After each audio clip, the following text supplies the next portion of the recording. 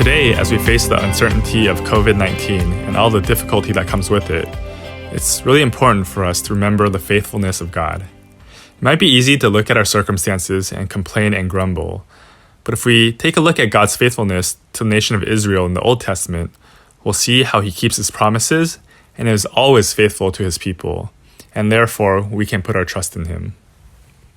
There are many instances of God's faithfulness in the Old Testament, but I just want to briefly highlight a few of them.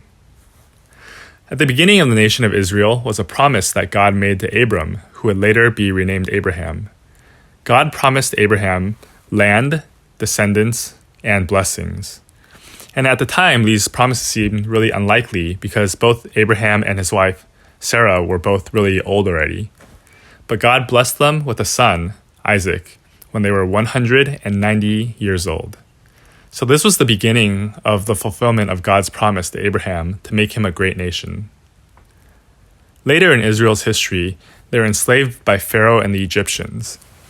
God raised up Moses to lead the Israelites out of slavery, but Pharaoh wouldn't let the Israelites go.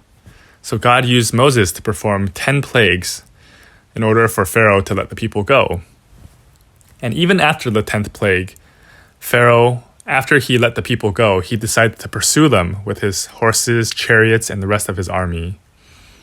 When it seemed like the Israelites were cornered, God split the Red Sea to let the Israelites through and then brought it down on the Egyptian army, once again delivering them from their enemies. So eventually, after Moses died and Joshua took over as leader of the Israelites, they finally took possession of the promised land that God had promised Abraham hundreds of years earlier, fulfilling another part of his covenant to them.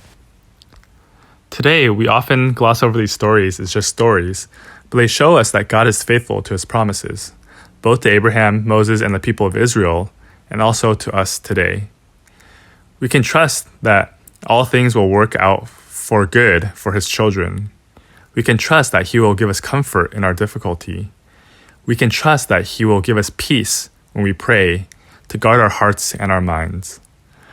And I want to leave you with a verse that was written after God had led the people of Israel through all the difficulties I just mentioned.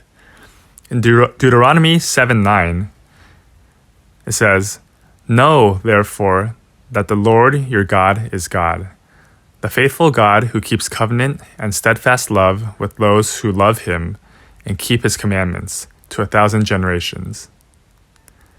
So my encouragement for you today is that whatever difficulty or trials you're going through, remember that God is always faithful to you, just like he was to the nation of Israel.